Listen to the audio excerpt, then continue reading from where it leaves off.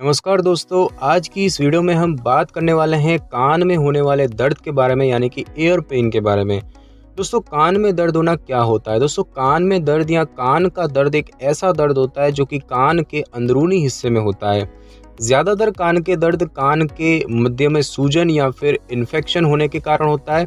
वैसे कान का जो दर्द है वो ज़्यादातर बच्चों में देखा जाता है, लेकिन वयस्कों को भी मध्य कान में इन्फेक्शन या फिर मध्य कर्णशोथ, जिसे कि ओटाइटिस मीडिया कहते हैं, उन जैसी कुछ समस्याएं विकसित हो सकती है। कान में दर्द होना आमतौर पर कोई गंभीर समस्या का संकेत तो नहीं होता है, लेकिन यह काफ़ी पीड़ादायक हो सकता है। कान दर्द जो है वो तेज, मध्यम या फिर कान में जलन जैसा अनुभव हो सकता है और इसका दर्द आता जाता रह सकता है या फिर स्थिर भी हो सकता है।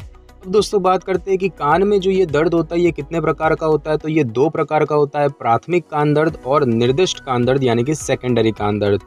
बात करें अगर हम प्राथमिक कान दर्द की, तो कान का दर्द मध्यम, बाहरी या फिर अंदरूनी कान के किसी रोग के कारण हो सकता है, जैसे कि मध्य कान में इन्फेक्शन होना। लेकिन दर्द अनुभव करने के संदर्भ में ये तीनों प्रकार के कान के दर्द एक जैसे महसूस होते हैं। बाहरी कान में दर्द कब होता है? तो उसके दो कारण होते हैं, या तो संक्रमण से, जैसे कि बाहरी कर्णशोथ यानी कि ओटाइटिस एक्सटर्नल, या फिर यांत्रिकीय माध्यम, जैसे कि आघात लगना, या फिर कान में बाहरी पदार्थ जैसे कि बाल, कीड़े या फिर रुई वगैरह का होना। मध्यम कान में दर्द कब हो सकता है? उसके भी दो कारण होते हैं, एक सूजन या फिर संक्रमण होना, जैसे कि तीव्र मध्य कर्णशोथ या फिर कर्ण मूल कोशिका शोथ, जिसे कि हम कहते हैं मास्टोइडाइटिस। और एक यांत्रिक कारण भी होता है, जैसे कि दबाव के कारण आघात लगना या फिर यूस्टेचियन ट्यूब और मध्यकर्ण शोथ वगैरह। बात करें निर्दिष्ट कान दर्द की, यानी कि सेकेंडरी कान दर्द की, तो शरीर के अन्य भागों से भी दर्द जो है वो कान तक पहुंच सकता है।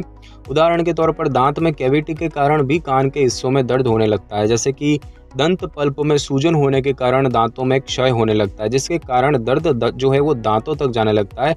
तो दांतों की स्थितियों से जुड़े अन्य कारण जो कि कान में दर्द का कारण बन सकती है, उसमें है टेम्पोरोमैंडिबुलर जॉइंट डिसफंक्शन, और साथ ही साथ जो इम्पेक्टेड थर्ड मोलर टीथ होता है, यानी कि प्रभावित तीसरी दाढ़, और साथ ही साथ मुंह में या फिर जीभ के नीचे अगर कोई घाव है तो भी वहां से जो दर्द है वो कान तक पहुंच सकता है। दोस्तों, हम बात करेंगे कि कान में जो ये दर्द होता है इसके क्या लक्षण दिखाई देते हैं। तो दोस्तों, कान में दर्द जो है वो कुछ समस्याओं के साथ जुड़ा हो सकता है, जैसे कि दांतों में दर्द या फोड़े वगैरह होना, बच्चों के दांत आना, कान में वैक्स बनना, कान में कुछ फंसना, कान के पर्दे में छेद होना, जैसे कि तीव्र आवाज़ या फिर दुर्घटना के कारण ऐसा होता है।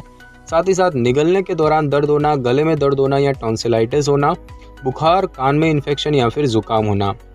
बात करें दोस्तों डॉक्टर को कब दिखाना चाहिए, तो अगर आपको कान में दर्द के साथ कुछ और भी लक्षण महसूस हो रहे हैं तो आपको डॉक्टर को दिखाना चाहिए, जैसे कि तेज़ बुखार, कान के चारों ओर सूजन होना, कान से द्रव निकलना, कान में कुछ फंस जाना, 3 दिन से ज़्यादा एक कान में दर्द रहना, सुनने में कमी या फिर बदलाव होना, अन्य लक्षण होना जैसे कि मतली और उल्टी, या फिर गले में गंभीर दर्द होना, चक्कर आना, सिर में दर्द होना, कान के चारों ओर सूजन या फिर चेहरे की मांसपेशियां कमज़ोर पड़ना, गंभीर दर्द होना जो कि अचानक से बंद हो जाता है और यह कान का पर्दा फटने का संकेत भी हो सकता है।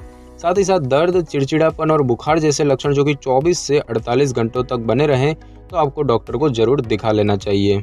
दोस्तों, हम बात करेंगे कि कान में दर्द होने के क्या कारण होते हैं, यानी कि कान में दर्द क्यों होता है। दोस्तों, यूस्टेचियन ट्यूब जो है वो कान के मध्य भाग से गले के पिछले भाग तक जाती है और इसका काम कान के मध्य में बनने वाले द्रव को निष्कासित करना होता है।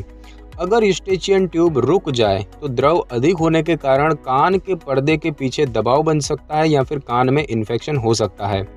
वयस्कों में कान दर्द का कारण उनके कान में संक्रमण होने की वजह से होने की संभावना कम होती है। कान में महसूस किया जाने वाला दर्द शायद किसी दूसरी जगह पर हो रहा हो, जैसे कि दांत, जबड़े के जोड़ यानी कि टेम्पोरोमैंडिबुलर जॉइंट या फिर गला वगैरह, और इसे हम कहते हैं निर्दिष्ट दर्द। कान दर्द के कारणों की बात करें तो उसमें शामिल है जबड़े में गठिया होना, अल्पकालिक कान का इन्फेक्शन होना, दीर्घकालिक कान का इन्फेक्शन होना, दबाव में परिवर्तन से होने वाली क्षति यानी कि ऊंचाई वाले स्थान और अन्य कारणों से, कान में कोई वस्तु या फिर पदार्थ का फंस जाना, ईयर वैक्स बनना यानी कि कान में मैल जमा होना, कान के पर्दे में छेद हो जाना, साइनस इन्फेक्शन होना, गले में दर्द होना, टेम्पोरोमैंडिबुलर जॉइंट सिंड्रोम होना और साथ ही साथ दांतों में इन्फेक्शन, ये सारे के सारे कान में दर्द होने के कारण हो सकते हैं। किसी बच्चे या शिशु के कान में दर्द कान के इन्फेक्शन के कारण भी हो सकता है। और अन्य कारणों की बात करें तो उसमें है नवजात शिशु और छोटे बच्चों में बोतल से दूध पिलाना कान में इन्फेक्शन का सबसे आम कारण है। जिसकी वजह से उनके कान में दर्द हो जाता है। कान की नलिका को रुई लिपटी तिल्ली के साथ अधिक उत्तेजित करना, या फिर कान में शैम्पू या साबुन का रह जाना, या फिर उस पानी में तैरना या नहाना जहाँ पर कान के इन्फेक्शन के अत्यधिक जोखिम हो, जैसे कि उस पानी में तैरना या फिर नहाना जिसमें अधिक मात्रा में बैक्टीरिया हो। जिस पानी या पूल वगैरह को पर्याप्त मात्रा में क्लोरीन युक्त कर दिया जाता है उसमें बैक्टीरिया फैलने के जोखिम कम हो जाते हैं। अपने कानों को बार बार धोने की आदत भी कानों के इन्फेक्शन का कारण बन सकती है। कान की नलिका में बहुत कम जगह होने के कारण भी उसमें पानी रह जाने की संभावना ज़्यादा हो जाती है और बच्चों के कान की नलिका वयस्कों के मुकाबले कम खुली होती है। और इसके साथ ही साथ हेडफोन का अधिक उपयोग करना, त्वचा की एलर्जी होना, एक्जिमा होना, बालों के प्रोडक्ट से होने वाली त्वचा की समस्याएं, उनसे भी कान के दर्द और कान के बाहरी क्षेत्र में इन्फेक्शन का कारण बन सकता है। दोस्तों, हम बात करेंगे कि कान में दर्द होने से कैसे रोकथाम की जाए या कैसे बचें। तो कुछ ऐसे तरीके हैं जिनकी मदद से कान दर्द की रोकथाम की जा सकती है, जैसे कि बच्चों के आसपास धूम्रपान ना करें। दूसरे व्यक्ति द्वारा किए जाने वाले धूम्रपान से निकला हुआ धुआं भी बच्चों में कान के इन्फेक्शन का कारण बन सकता है। बाहरी कान इन्फेक्शन की रोकथाम के लिए कोई बाहरी वस्तु कान में ना लगाएं, जैसे कि हेडफोन व अन्य कान के उपकरण। नहाने या फिर तैराकी करने के बाद अपने कानों को अच्छे से सुखाएं। एलर्जी का कारण बनने वाली चीज़ों से बचकर एलर्जी होने से रोकने की कोशिश करें। अब दोस्तों, बात करते हैं कि कान में दर्द का परीक्षण या निदान कैसे किया जाता है। तो दोस्तों, पिछली मेडिकल तथा स्वास्थ्य जानकारी के आधार पर कान में दर्द के सही कारण को स्थापित करना सामान्य रूप से संभव होता है। जो वयस्क तंबाकू या शराब का सेवन करते हैं उनमें कैंसर की जांच करके ये सुनिश्चित करना ज़रूरी होता है कि कान में दर्द जो है वो कैंसर की वजह से तो नहीं है। कान की जांच एक कान, नाक और गले के विशेषज्ञ यानी कि ENT स्पेशलिस्ट द्वारा की जानी चाहिए, ताकि इन्फेक्शन और पर्दा वगैरह फटने जैसी समस्या की ठीक से जांच की जा सके।